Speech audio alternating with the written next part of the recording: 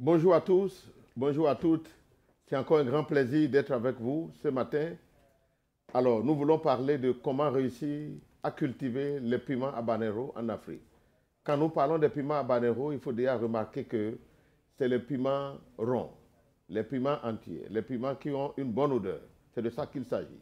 Voilà, donc moi, je m'appelle Eugène Agbikodo, je suis béninois et actuellement aux Pays-Bas, dans les studios de Rexone. Je suis crop coordinator pour l'Afrique au sud du Sahara pour cette culture. J'ai dans le studio avec moi mon collègue Christophe Guillet qui va se présenter. Bonjour Christophe. Bonjour Eugène, bienvenue pour cette session à tous les visiteurs. Et donc je suis Christophe Guillet et donc je suis en charge du développement des activités commerciales pour l'Afrique de l'Ouest, l'Afrique centrale. Voilà, donc merci Christophe et mon collègue Harald Peter qui va se présenter. Bonjour, je suis Harald Peters, je suis gérant client de l'Afrique entière. Merci. Voilà, très bien. Donc Harald, il est responsable pour gérer les clients sur le continent. Alors donc, nous allons parler, soyez les bienvenus sur cette émission, cette rencontre en ligne. Et nous allons apprendre comment réussir à cultiver les piments habanero en Afrique. Généralement, sur tout le continent, nous constatons qu'il y a des gens qui réussissent facilement à produire les piments, mais il y en a d'autres chaque année et toutes les fois, ils n'arrivent pas à produire. Quelle est la différence? Qu'est-ce qui fait qu'ils ne produisent pas? Ce n'est pas la première fois. L'année passée, on avait fait un webinaire pareil et qui a donné beaucoup de résultats. Alors, donc, je vais m'accentuer beaucoup sur le développement des pépinières, le développement des plantules. Beaucoup prennent ça à la légère, mais si tu rates la production des pépinières, à plus de 50%, tu es déjà en difficulté pour faire une bonne production. Mais après les pépinières, quand vous avez de bonnes plantules, il faut véritablement travailler sur la préparation du champ et le repiquage au champ. On ne peut pas négliger cela. Plus important encore, c'est la nutrition des plantes. Nous allons travailler sur ça. Nous allons passer à quelques études de cas que mon collègue Christophe Guillet va s'en charger pour nous dire, dans le point de business, comment est-ce que tout entrepreneur qui veut commencer à faire de la production du piment rond, comment est-ce qu'il faut s'en tenir. Alors, et après, nous allons vous dire où est-ce qu'il faut trouver les semences. Les semences dans vos pays respectifs, quelles sont les entreprises qui font la distribution de nos semences. Voyez-vous, donc, quand je veux parler de développement des plantules, c'est une étape très importante. Et je voudrais maintenant vous inviter à suivre la vidéo maintenant. Merci.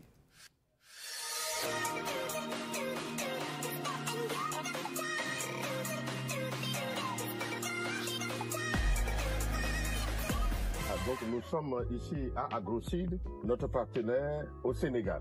Et vous avez le substrat que Marem est en train de travailler pour véritablement ramollir le substrat. Première étape. Deuxième étape, quand elle finit de ramollir correctement, nous allons passer à l'étape du remplissage.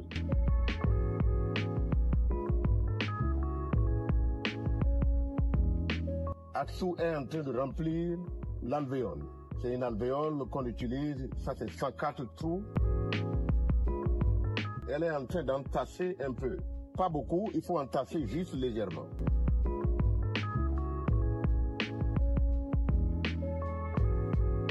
C'est un entassement léger, il ne faut pas vraiment appuyer pour compacter le substrat. Maintenant, après cet entassement léger, elle fait le remplissage.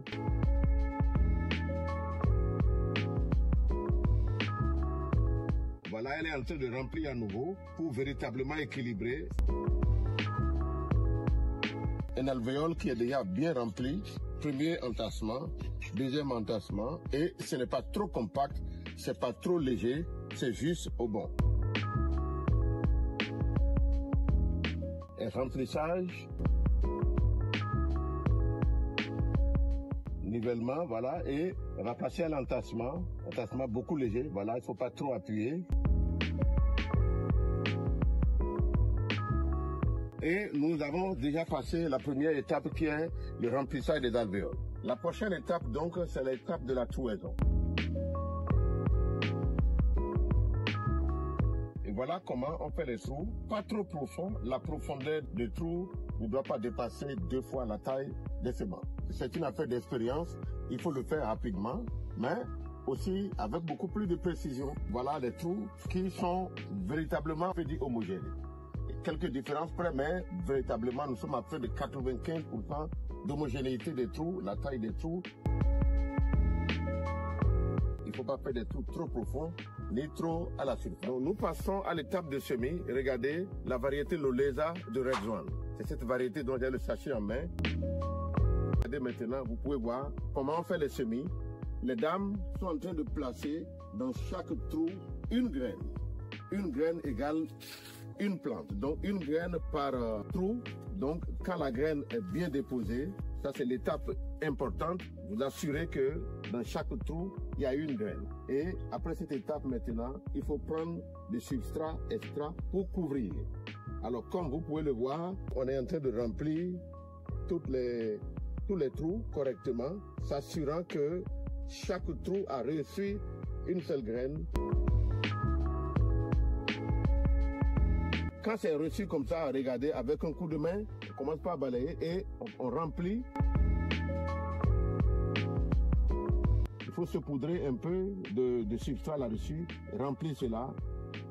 Voilà, cet alvéole est prêt pour aller à la prochaine étape. La prochaine étape, nous l'avons rempli, tout est beau. Maintenant, il faut passer à l'étape de l'arrosage. Donc, Atsu va nous démontrer le type d'arrosage, comment ça se fait. L'arrosage assez véritablement précis. Pour les habaneros, il faut véritablement mouiller les alvéoles après le remplissage. Voilà, c'est bien rempli, c'est bien mouillé, ça c'est important. Et voilà, donc il y a suffisamment de l'eau et ces alvéoles sont prêtes maintenant pour aller à la prochaine étape. Nous sommes maintenant dans la chambre noire. Quand les alvéoles sont bien préparées, bien humidifiées, Atsu va nous démontrer la disposition au niveau de la chambre noire. Alors, le premier alvéole est déposé.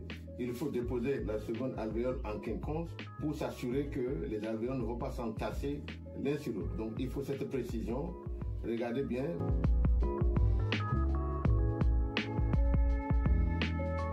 Donc, quand c'est disposé comme ça peut aller très haut. Maintenant, il faut couvrir.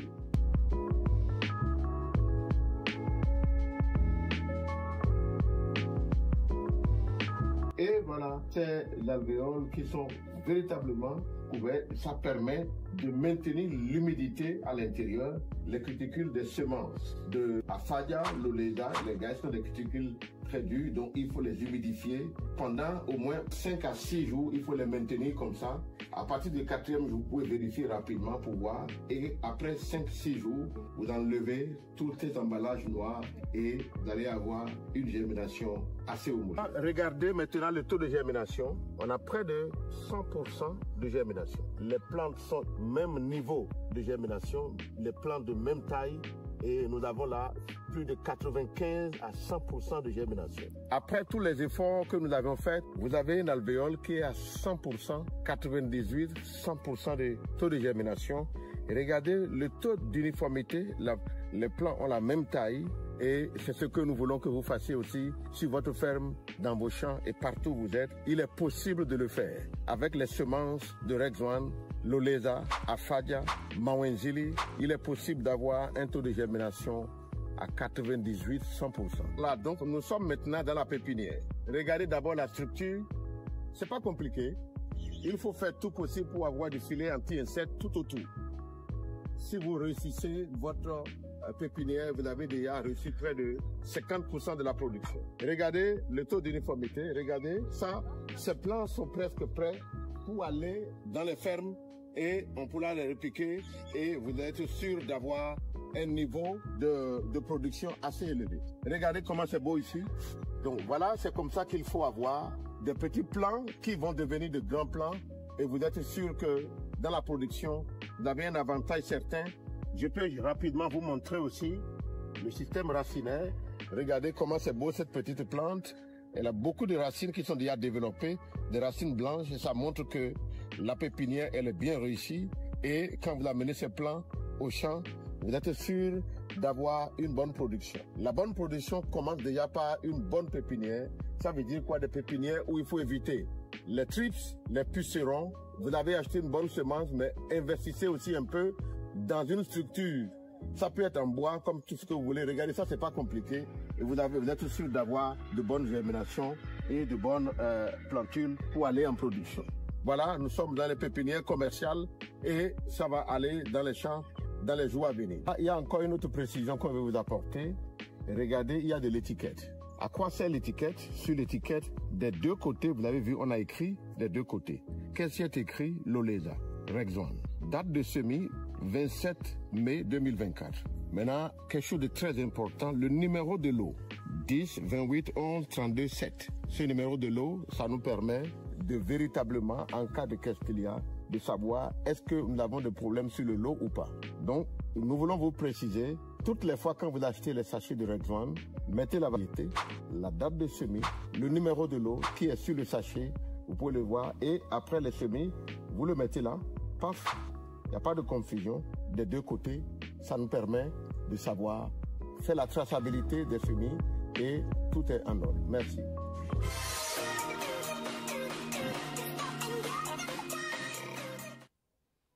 Voilà donc, vous venez de suivre les différentes étapes de pépinière et je crois que nous tous on a appris de ces différentes étapes. Et je donne quelques secondes à mon collègue. Christophe, tu as quelque chose à ajouter peut-être par rapport aux pépinières? Oui, donc c'est plus de 50% de réussite quand on a une très bonne pépinière. Et donc c'est la base pour pouvoir réussir la culture. Merci Christophe. Voilà, donc après les pépinières, il y a une étape très importante. Il faut la préparation du champ et le repiquage. C'est une étape aussi importante que la première. Aucune des étapes n'est de la blague. Remarquez déjà que les plants d'habanero n'aiment pas le piment rond. En comparaison avec le piment long, la production des piments ronds, c'est beaucoup plus compliqué que les piments longs. D'accord? D'abord, c'est une information qu'il faut avoir. Donc, les piments habanero, le type habanero ou le type antillais, n'aiment pas les sols trop argileux. Quand le sol est trop compact, ça n'aime pas. Donc, il est préférable que vous passiez du temps pour travailler sur votre sol. Si vous avez un sol sablonneux ou un sol limoneux, c'est encore mieux que d'avoir un sol compact argileux. D'accord? Maintenant, dans la préparation du champ, il est essentiel de véritablement faire le butage. Il faut buter et il faut tout faire pour vraiment ramollir le sol. Et vous pouvez apporter des engrais organiques comme les composts, les bousses de vache, les fientes de volaille. Vous apportez beaucoup plus de biomasse pour alléger la structure de votre sol. Ça, c'est très important dans la qualité des sols. Mais nous voulons vous amener encore plus loin parce que nous sommes en train de former des professionnels. Il faut de l'irrigation goutte à goutte. Et en plus de l'irrigation goutte à goutte, il faut les plastiques de paillage. Alors, pourquoi ces dépenses encore? Le système goutte à goutte vous permet, si vous avez votre bassin qui est rempli d'eau, vous ne voulez pas vider votre bassin en peu de temps. Donc, le plastique de paillage vous permet d'économiser plus de l'eau et, pardon, le système goutte à goutte vous permet d'économiser de l'eau, mais le paillage vous aide à gérer aussi les trips, les insectes. Parce que lorsque le trips va pondre ses œufs, ça tombe sur le plastique de paillage, ça se brûle. Donc, vous interférez avec le cycle de reproduction des trips. Donc, il y a des avantages certains. Et dans les préparations de votre sol, n'allez pas vite en besogne. Vous avez bien commencé, vous avez une bonne pépinière, vous avez de beaux plantules, mais la rigueur continue, la préparation des champs. Si vous avez préparé de bons champs, regardez, qu'est-ce que ça donne? Nous vous proposons d'avoir peut-être, je dirais, entre 16 000 et 20 000 plants par hectare. Autrement dit, vous avez des planches de 1 mètre de largeur et entre plants, vous avez de plan à plan, vous avez 60 cm et vous mettez ça en quinconce comme vous pouvez le voir sur le tableau et vous avez en moyenne 16 000 à 20 000 plants. Nous avons vu au Sénégal par exemple des producteurs qui sont allés jusqu'à 13 000. Ils ont diminué la densité pour avoir des plants plus volumineux pour pouvoir faire une continuité de production. Nous vous proposons cela si vous êtes dans un milieu où la production, le climat est beaucoup plus végétatif, humide, il y a beaucoup d'eau. Déjà, vous pouvez diminuer la densité pour faire la compensation. Par exemple, au Sénégal aussi, on a vu des producteurs qui sont allés jusqu'à même 25 000 plants par hectare. Et là, ils récoltent pendant 2 mois, ils ont le kilo qu'ils veulent et ils passent à autre chose. Ils reprennent encore. Voyez-vous, donc, la préparation du sol est d'une importance capitale. Maintenant, le repiquage. Ne jetez pas les plants n'importe où. Vous devez faire des trous. Ça se prépare correctement. Vous faites des trous et vous mettez chaque plantule dans son trou et vous allez remplir encore pour bien supporter, il ne faut pas trop entasser, mais vous mettez les plants à terre et correctement. Et avec une densité que vous prévoyez. Tu dis par exemple, je vais faire demi-hectare ou un quart d'hectare ou 20 hectares. On a vu des producteurs de 20 hectares, mais tout est fait de manière professionnelle. Cela vous amène à avoir vraiment une plantation bien calculée. Je vais avoir 2 kilos par plant. Et j'ai 20 hectares parce que j'ai un marché en export, j'ai un marché local et tout se calcule. On est en train de parler d'ici, on est en train de parler à des agripreneurs. Ce n'est pas des amateurs, nous parlons. Mais c'est facile de le faire. Il suffit de suivre les instructions. Alors, quand vous avez fait une bonne préparation du sol, imaginez-vous que nos plants, comme vous le voyez sur le tableau, c'est des plants assez robustes. Par exemple, la variété Afadia, regardez la quantité de fruits. Il arrive parfois que, à cause de la lourdeur des fruits qui sont sur la plante, les branches se cassent. Pour éviter cela, vous pouvez mettre aussi des supports dans votre système de culture. Vous mettez des fers de 8 que vous arrondissez, ou bien vous mettez des piquets tout au long, à chaque 3 mètres, et vous mettez des banderoles, vous mettez des fils pour empêcher les branches de se casser. Ça n'a pas besoin de beaucoup d'investissement, mais ça va vous sauver beaucoup votre récolte, pour s'assurer que vous n'allez pas perdre des branches par-ci, par-là. Chaque branche perdue, c'est beaucoup de fruits, et vous perdez dans votre calcul de rendement, parce que vous avez déjà tout calculé sur papier, et vous voulez aussi avoir un bon rendement. Alors donc, voilà les systèmes de culture. N'oubliez pas de mettre des plastiques de paillage, n'oubliez pas de mettre... Il faut économiser tout. Le temps est arrivé où nous devons vraiment professionnaliser la production au lieu d'être un amateur. Voyez-vous? Donc, pour ne pas être un amateur, voilà l'autre étape qui est importante, la nutrition des cultures. Voilà, ça c'est une étape très importante. Un bébé qui n'est pas bien nourri deviendra un bébé chétif. Mais si il en est de même aussi pour les plantes. Si vous donnez une bonne nourriture à la plante, vous allez avoir un bon rendement, ce qui est sûr. Alors, il y a des éléments véritablement importants. Les éléments les plus importants, c'est l'azote, nous avons le phosphate et nous avons le potassium. Et ces 3 éléments fondamentaux jouent différents rôles. Si vous voyez par exemple l'azote, c'est sous forme d'urée, le plus souvent. L'urée, c'est dit que c'est totalement 46,00. Il y a cette formule-là, c'est de l'urée. Il y a la sous forme de nitrate ammonium. Et toutes ces possibilités existent, mais ce n'est pas dans tous les pays. Je vais revenir sur ça. Alors, l'azote ça permet de participer au développement végétatif de la plante. Vous développez les squelettes de la plante pour avoir une plante robuste. Ça, c'est le rôle de l'azote. Maintenant, à côté de cela, vous avez le phosphate. Le phosphate joue 2 rôles. Le phosphate joue le rôle, et ça vous permet de développement racinaire. Et un bon développement racinaire, vous en avez besoin pour le phosphate. Et aussi, ça joue pour la floraison. Si vous voulez initier les bourdons floraux, c'est le moment véritablement de savoir que le phosphate joue un grand rôle de ça. Voilà les 2 rôles essentiels pour le phosphate. Alors, vous avez le potassium. Le cas, c'est la qualité du fruit et la taille du fruit. Ça, c'est important.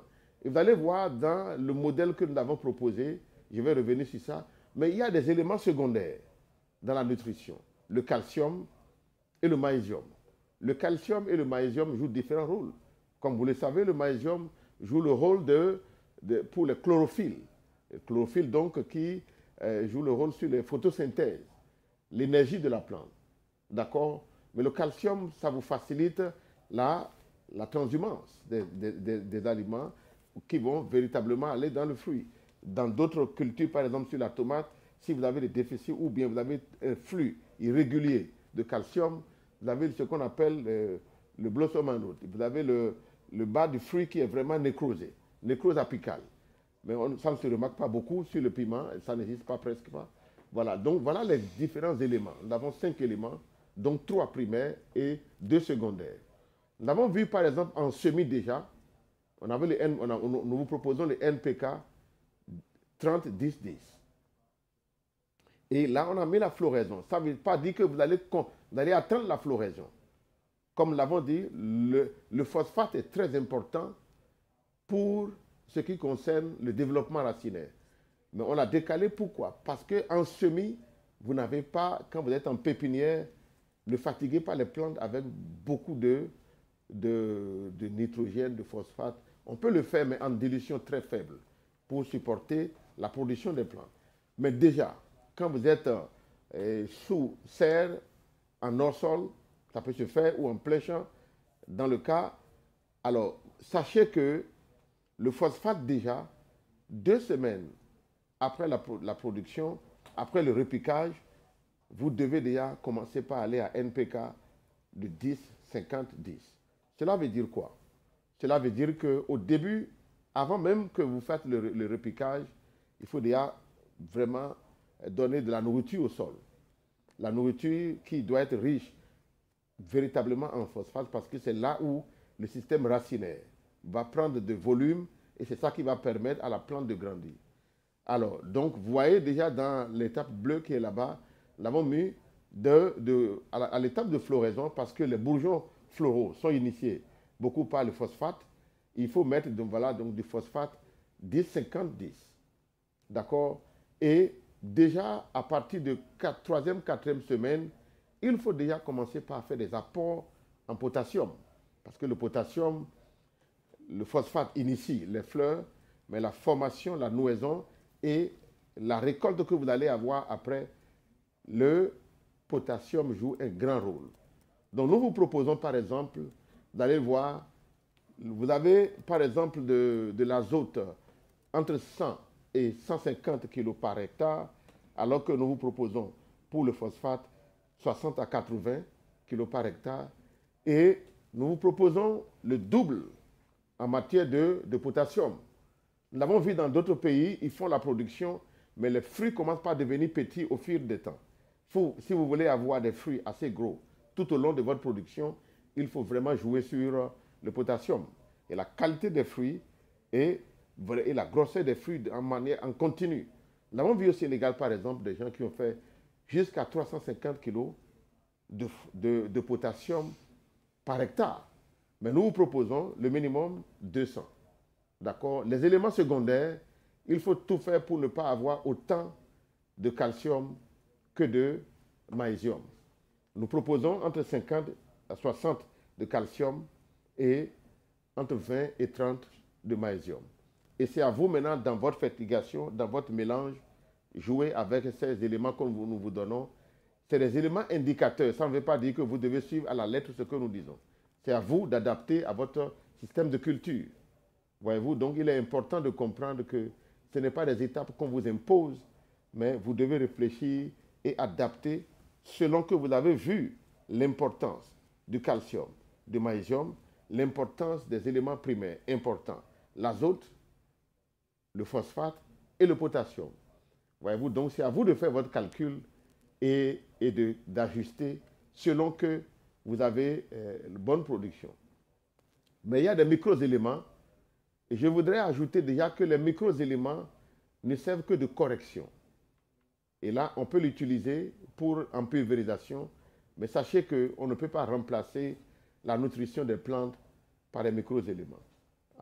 Jusqu'à quand on fait les pulvérisations foliaires.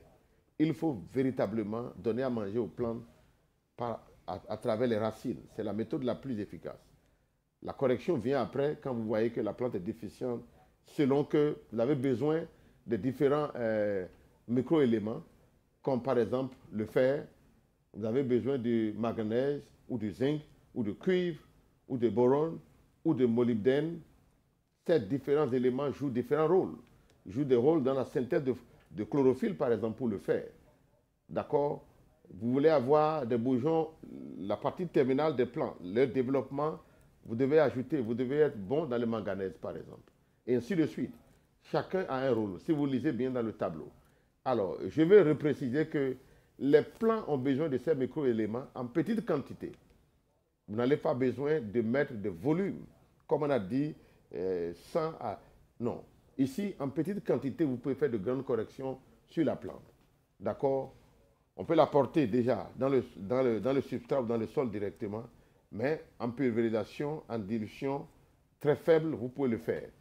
Par exemple, en pépinière, il arrive qu'on peut mettre déjà, on peut mettre de l'engrais, mais ne dépassez pas les dilutions de 0,2 à 0,1. Pourquoi? Parce que les plants ne sont pas aussi déjà robustes pour manger. Si vous donnez à manger de la viande dure à un bébé, vous allez l'intoxiquer.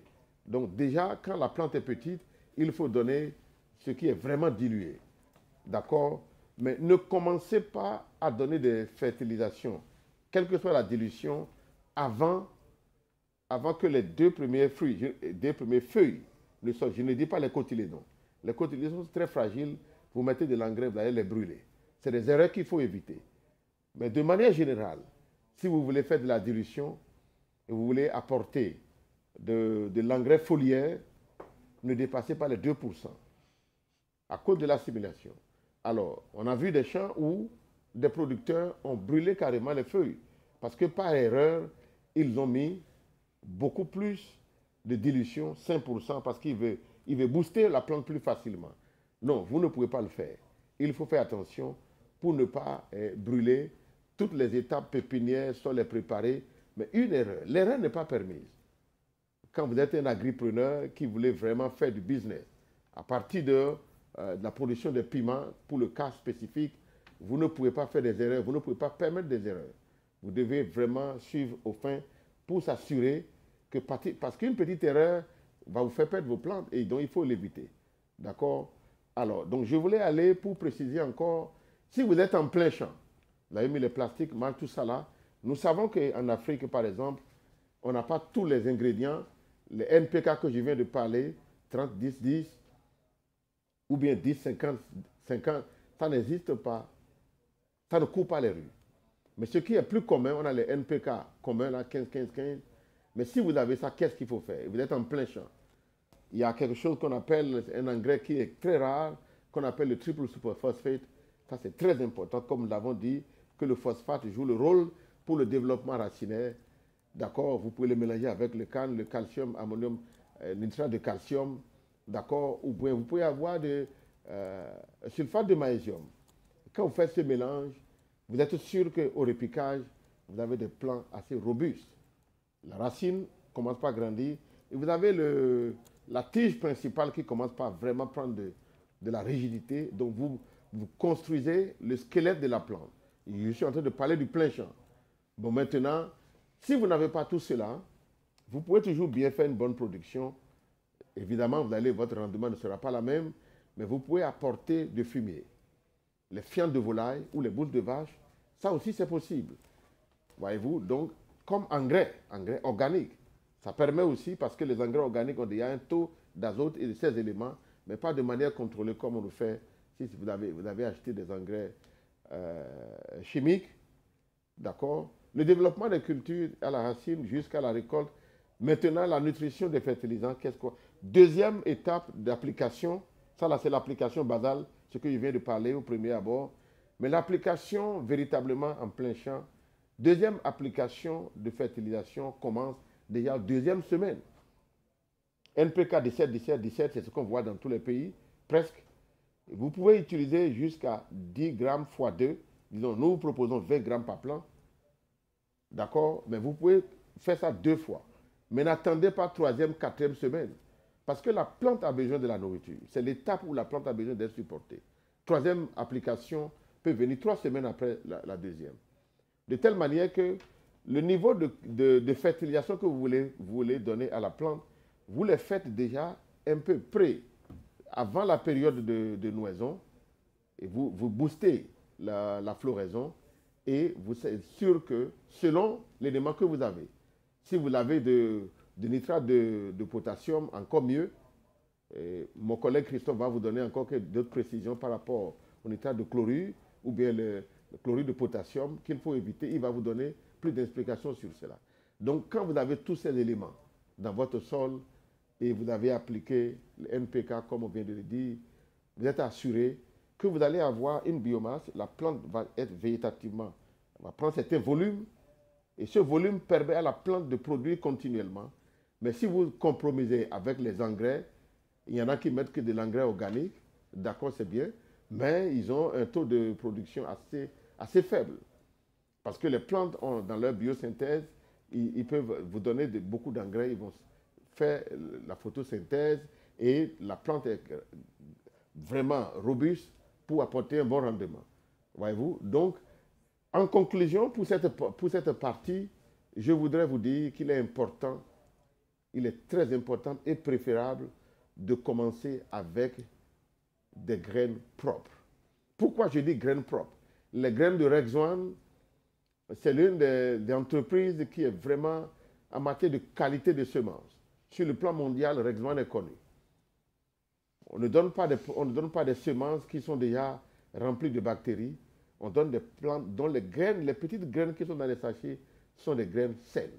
Ce n'est pas comme les graines que chaque producteur a ses graines, il ne connaît pas. Il n'a pas de microscope pour voir ce qui se passe. Mais nous, à la recherche, on travaille beaucoup pour s'assurer que chaque producteur africain a des graines assez propres. Première des choses. Deuxièmement, il est utile, comme vous l'avez appris, de développer de bons plants sains. Et il faut le faire sous serre. Il faut mettre forcément, je le dis, un dispositif. Au lieu de faire des pépinières en plein champ sur le sol, il faut s'acheter de l'alvéole. Et vous achetez de l'alvéole, vous avez le système racinaire, vous n'allez pas déraciner et remettre en plante pour que la plante... Vous perturbez beaucoup la plante, il ne faut pas le faire si vous voulez avoir un bon rendement, un rendement professionnel. Lorsque les plants sont déjà infestés à la pépinière, vous êtes sûr que de petits plants qui sont infestés, ils vont commencer par se débrouiller et ils ne pourront pas s'en sortir. Quels que soient les traitements intensifs que vous allez faire après, vous n'allez pas certainement réussir, comme celui qui a fait toutes ces précautions. D'accord? Il est important de prendre en compte tout cela. Et il faut avoir de bons plans. Cela ne suffit pas. Une bonne surveillance régulière, particulièrement dans la croissance des plantes par les nutritions, mais aussi il y a ce qu'on appelle, il faut faire les diagnostics de routine. Il faut aller au champ régulièrement pour voir est-ce qu'il n'y a pas telle maladie. Il ne faut pas attendre que la maladie détruise votre plante avant de commencer à agir. Et on appelle ça le scouting, c'est-à-dire le diagnostic précoce. D'accord? Voilà, donc en dernière conclusion, je vais vous dire, une bonne préparation du sol avec un mélange de compost organique, c'est très avantageux pour vous. Une surveillance continue, comme je l'ai dit, dans les méthodes adéquates sont nécessaires pour maximiser le rendement. Je crois que nous avons assez développé ce domaine et vous pouvez vous référer à notre webinaire de l'année passée où nous avons mis un accent particulier sur comment gérer les virus, quels sont les actifs ingrédients dans différentes molécules, d'accord, qui peuvent vraiment contre-attaquer les aphides ou les tripes. Vous pouvez suivre ça dans l'autre webinaire qu'on a fait l'année passée. Merci. Donc, il est temps maintenant, je vais passer la parole à mon collègue Christophe Guillet qui va nous faire passer l'étape du business plan. Vous êtes un agripreneur. Ce n'est pas le moment de faire les choses dans l'à peu près. Il faut déjà avoir une base et Christophe va vous diriger dans cette base. Je vous remercie. D'accord. Juste avant de passer à cette étape, je voudrais partager un petit peu l'expérience acquise à travers les visites qu'on peut faire en Afrique, notamment sur les cultures maraîchères et potagères. Merci Eugène de m'avoir donné la possibilité de partager cette expérience. Donc souvent en Afrique, on parle de cultures extensives avec les cultures vivrières. Dans le maraîchage, on est dans les cultures intensives. Donc il faut garder dans l'esprit qu'il faut avoir un rendement par mètre carré qui soit le plus élevé possible. Donc on parle d'intensification, de culture intensive. Ça c'est le premier point. Après, lorsqu'on fait des visites chez les maraîchers, on se rend compte effectivement que la préparation du sol n'est pas forcément très bien faite. Donc c'est important d'accentuer cette préparation du sol, même si les moyens ne sont pas là. Il est mieux de réduire les surfaces, mais d'avoir une meilleure préparation du sol. Le troisième point aussi que Eugène a déjà mentionné, c'est concernant le paillage plastique. Très souvent, donc ça permet de faire des économies d'eau, mais très souvent, lorsqu'on visite les parcelles, on voit des parcelles qui sont enherbées. Donc l'enherbement est un facteur de contamination des différentes espèces. Et donc c'est très important d'avoir une parcelle propre qui permette de cultiver les cultures d'une façon saine. Donc le paillage apporte effectivement la possibilité d'avoir des cultures sans mauvaises herbes. Ouais. Ensuite, au niveau de la fertigation, donc très souvent, il est difficile de trouver des bonnes qualités d'engrais. Et donc, on prohibe complètement la qualité des engrais à base de chlorure. Au niveau des cultures légumières, les engrais à base de chlorure sont totalement néfastes et empêchent l'absorption d'autres éléments, de micro-éléments. Oui, mais Christophe, tu n'es pas sans savoir que les engrais à base de chlorure sont moins chers. C'est Et ça. donc, les producteurs africains, ils vont facilement à l'apport moins cher, mais ce n'est pas ça qui est évidemment rentable, mais ils ne le savent pas. Ouais, mais Donc, la solution, la solution, c'est d'essayer de trouver des engrais de meilleure qualité et de diminuer vos surfaces. C'est-à-dire, vous gardez le même budget, le budget que vous avez pour vos engrais, mais vous prenez les meilleurs engrais possibles en diminuant les surfaces pour que la consommation soit la même. Et vous verrez que le rendement au mètre carré augmentera significativement. C'est ça. Voilà. Et donc ensuite aussi, ne pas hésiter à faire appel à des laboratoires pour les analyses de sol. Parce que ces laboratoires ont toute l'expertise aussi pour vous donner toutes les informations concernant le contenu de vos engrais que vous avez dans votre sol pour adapter la fertilisation. Eugène a bien mentionné, il y a des fourchettes en fonction de l'azote, du phosphore et de la potasse à apporter. Ouais. Et donc c'est très important de faire appel à ces laboratoires. Ce n'est pas tous les ans forcément, parce que ça a un coût, mais tous les 3, 4, 5 ans, avoir la possibilité de savoir qu'est-ce qui est dans le sol, de façon à savoir qu'est-ce qu'on peut apporter. Et les laboratoires peuvent effectivement vous fournir ces informations. D'accord, Voilà. merci. Est-ce que, Harald, il y a des questions? Non, non, pas encore, mais on a des gens de Bénin, de Sénégal et du Congo. Alors, ouais, continuez. En tout cas, félicitations pour l'équipe francophone depuis le Bénin, depuis le Congo et un peu partout que vous suivez. Alors, je laisse, Christophe va continuer. Voilà, donc maintenant pour l'étude de cas, on va vous démontrer quelle est la profitabilité qu'on peut avoir avec des graines de bonne qualité. Donc en premier cas, je dois appuyer sur quel bouton? Voilà, donc à quoi sert la collection des données et analyser les rendements. Donc on a fait 3 études différentes avec une variété qu'on appelle OP, une variété standard, qui n'est pas hybride, avec une variété de la concurrence, une variété hybride, et avec une variété Rixvan. Et on a fait des comparaisons de rendement qu'on pouvait obtenir avec ces 3 possibilités de variétés, donc avec des coûts différents, puisqu'on est à 5 francs CFA avec une variété OP, on est à 10 francs CFA avec une variété de la concurrence en F1, variété hybride, et on est à 40 francs CFA. Donc on a un rendement par plant avec les variétés OP de 1 kg par plante pour la variété OP. Avec une variété hybride de la concurrence, on peut obtenir 1,5 kg, et avec une variété de Rixvan, avec nos variétés Lolesa, Mawenzili ou Afaja, on arrive donc à un rendement de 3 kg par plante.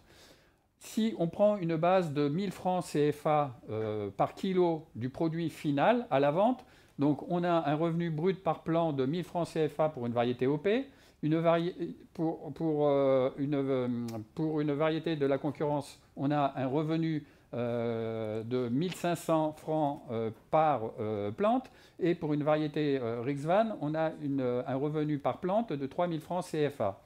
Donc soit un coût de graines, si on prend une base de 13 000 plants par hectare, donc un investissement de 65 000 francs par hectare pour la variété standard. Pour une variété hybride de la concurrence, on est à 13 000 130 000 francs CFA. Et pour la variété Rixvan, on est à 520 000 francs CFA. La différence est assez conséquente au départ, entre 65 000 et 520 000 francs.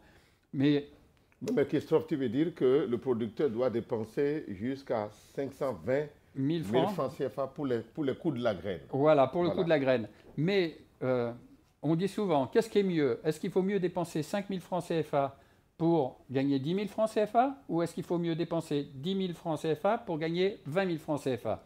C'est un petit peu le même schéma. Quand on analyse bien au niveau du produit par hectare, avec une variété standard, on est à 13 millions de francs CFA. Avec une variété de la compétition, on est à 19 500 000 CFA. Mais avec la variété Rixvan, on est à 39 millions de produits récoltés. Donc, pour 65 000, on a 13 millions, et pour 520 000 francs, on a 39 millions. Donc, le rendement par hectare est de 13 tonnes par hectare pour une variété de la concurrence, ou variété OP, et on arrive à 39 tonnes par hectare pour une variété Rixvan, Lolesa, Mawenzili ou Afaja. Donc, ça, c'est une preuve un petit peu de qu'est-ce qu'il est possible d'obtenir en faisant un investissement. Souvent en Afrique, on parle d'une graine, on la considère comme une charge. Chez Rixvan, on considère la graine comme un investissement.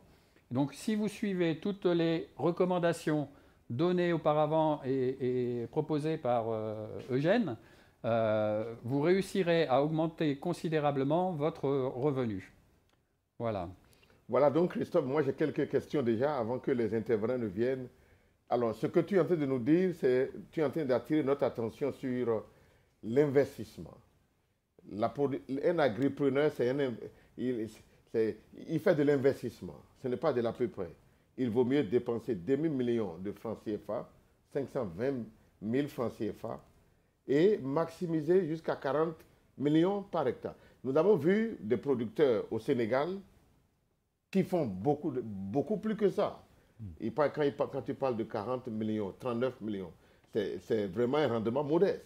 Nous l'avons vu, on ne va pas donner les noms ici, et vous pouvez les suivre sur les différentes lignes. Il y en a qui font jusqu'à, écoute, l'autre là, Babaka, il a fait jusqu'à plus de 50 tonnes à l'hectare, et il a un bon coût, une bonne planification. Qu'est-ce qu'il fait?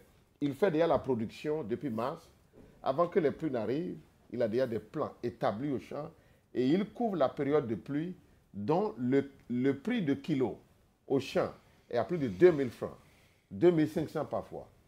Et donc, il fait une seule production par an, je pense, je ne me souviens pas, et il maximise véritablement. Tout à fait, tout à fait. Et donc, beaucoup de personnes maintenant font le calcul à quoi ça sert de collectionner les données et pour analyser ce rendement.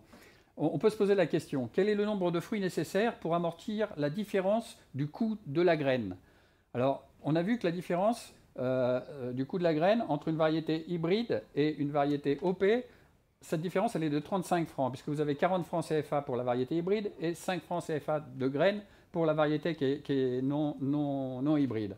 Donc, pour un poids moyen d'un fruit de 15 grammes, il y a 66 fruits dans 1 kilo.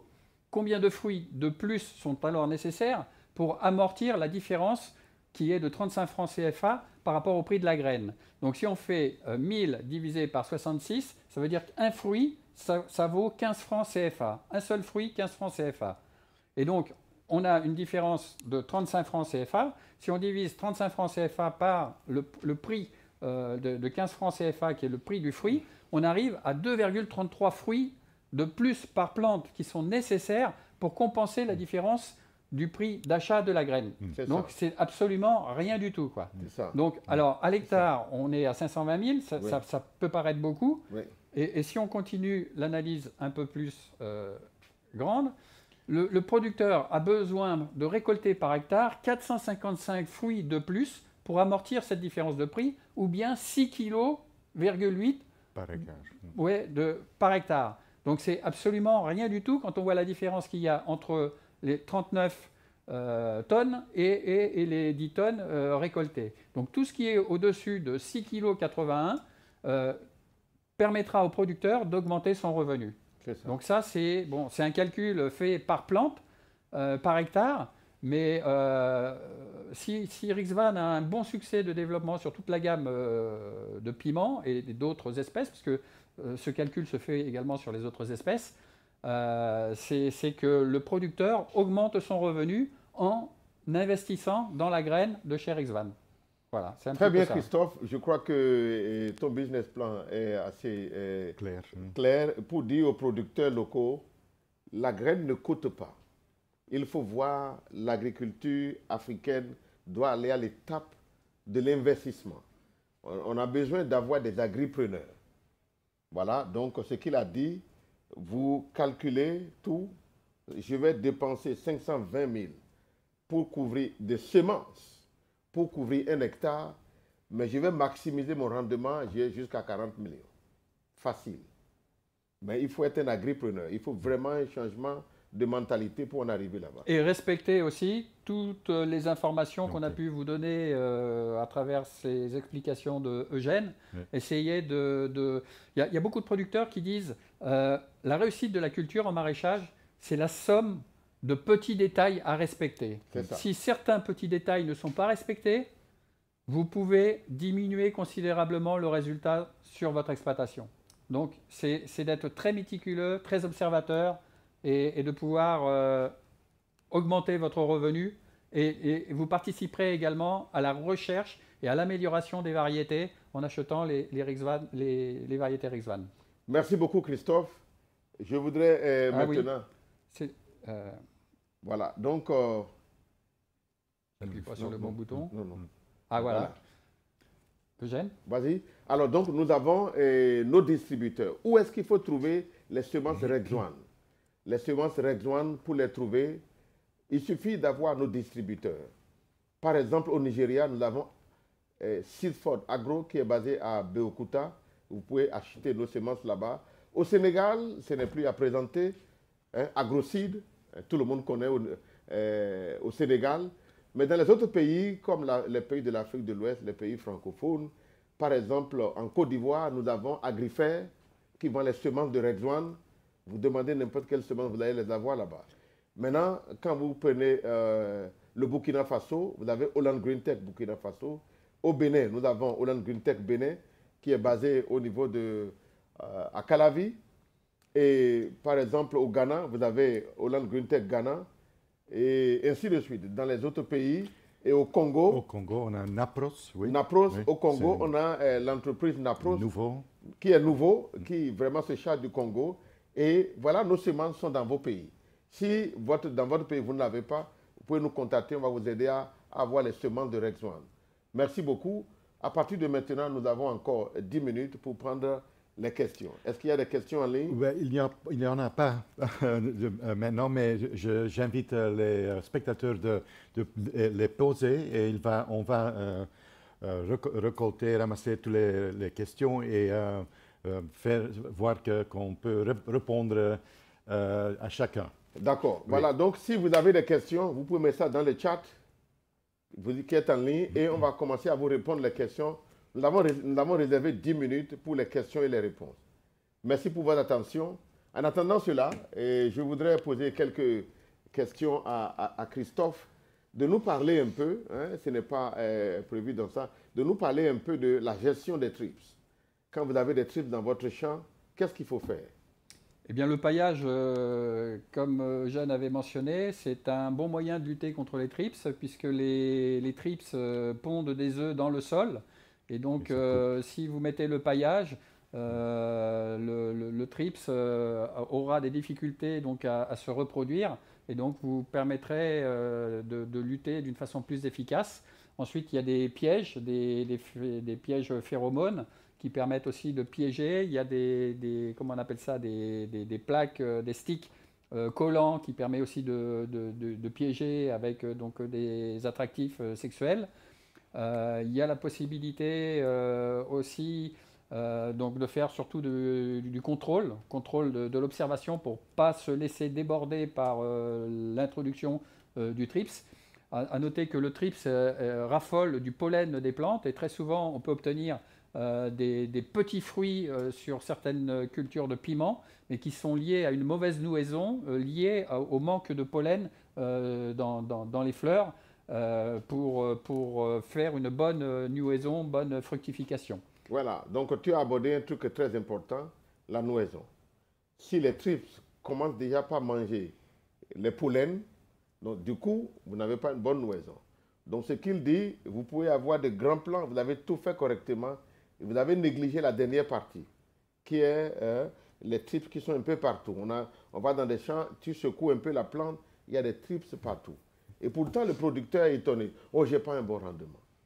Écoute, à cette formation, il faut comprendre que rien n'est à négliger. Il faut véritablement travailler. Il faut avoir des experts, un bon agronome, bien formé, qui va voir est-ce que j'ai des tripes, des méthodes simples. Il secoue un peu la fleur, Christophe l'a bien dit, et il va voir des petits insectes blancs, très petits, qui se promènent. Il prend une surface noire et il secoue la plante. Il va se rendre compte qu'il y a des petits insectes noirs qui se... Alors là, il veut dire que son rendement sera hypothéqué. Pourquoi? Parce que ces petits insectes vont bouffer sur les pollens et il a une mauvaise nouaison des fruits. Voilà quelques exemples, oui. Voilà. Et lorsque vous avez aussi une parcelle avec des trips dedans, il est toujours très important pour le personnel qui travaille dans les champs de commencer à les travailler dans les parcelles où il n'y a pas d'infestation. Parce que si le personnel va dans le champ, il va porter sur lui des trips et peut transférer les trips sur les cultures où il n'y en a pas ou il n'y en a pas du tout. Voilà, donc c'est le personnel qui va aider la dissémination des trips. Et c'est pareil pour les virus, c'est pareil pour toutes les autres espèces d'insectes, l'araignée. Donc il y a des procédures à suivre qui sont très importantes. Voilà. Et comme je disais tout à l'heure, c'est les petits détails qui font la différence. Et ça fait partie d'un des petits détails. Et c'est mieux de prévenir que de, que de guérir. Voilà, donc ce que mon collègue Harold a dit, il vaut mieux prévenir que de guérir. Il vaut mieux donc prendre les précautions, aller au champ. N'attendez pas d'avoir... quelques produits chimiques à votre disposition et attendre que les insectes viennent envahir votre champ et commencer à courir après. Il faut vraiment être précautionné. Parce que vous avez un marché, regardez le business plan que Christophe vient de développer, vous avez déjà un plan, je vais atteindre tel nombre de kilos, vous avez déjà calculé, vous devez payer le personnel. C'est du business. Il faut donc être sérieux, du début jusqu'à la fin. Et quand vous réussissez un seul cycle, cela vous donne de l'énergie et la prochaine fois, vous devenez un expert. On a déjà des experts, des key growers, des gens qui sont vraiment des éléments. Quand tu vas dans leur champ de pépinière jusqu'à la production, on en a au Bénin, quelques-uns, très rares. Hein. Il y a Bernard qui est un bon producteur du piment. On en a dans tous les pays. Michael, comme Arad l'a présenté dans le webinaire précédent, et qui savent produire. Et ils se font du business. On a donné aussi des cas d'études, des cas de témoignages des variétés de Rexone et on va vous donner les liens que vous pouvez suivre pour vous convaincre davantage pour dire la production de piment, c'est une production rentable, largement rentable. Nous voulons voir, on va se retourner vers... Il y a des questions pas sur les habaneros, il y a une question sur les tomates, mais on va avoir peut-être une autre fois un webinaire sur les tomates. On va peut-être faire un webinaire sur les tomates, oui, c'est vrai. Je pense qu'on peut finir donc, maintenant. Voilà, donc très bien, nous sommes à la fin, on n'a pas eu de questions. Cela veut dire que bravo à Christophe et bravo à moi-même et à bravo, on a fait un bon travail. Il n'y a pas eu de questions. Ça aussi, c'est une très bonne... Tout est très clair et tous ceux qui ont suivi, voilà, et il y a plein de gens qui sont en train de suivre au Bénin. Hein, je pensais qu'il allait poser des questions, mais voilà, merci beaucoup. Merci Christophe. Merci Eugène, merci. Nous sommes à la fin, merci. Merci pour ces webinaires. Et bonne continuation et bon succès dans vos prochaines cultures. Oui. Prochainement, quand on vous visite, il y aura beaucoup de production. Oui. Merci. Merci beaucoup. Bien sûr. Bye bye. Bye bye. Au revoir. Bye bye.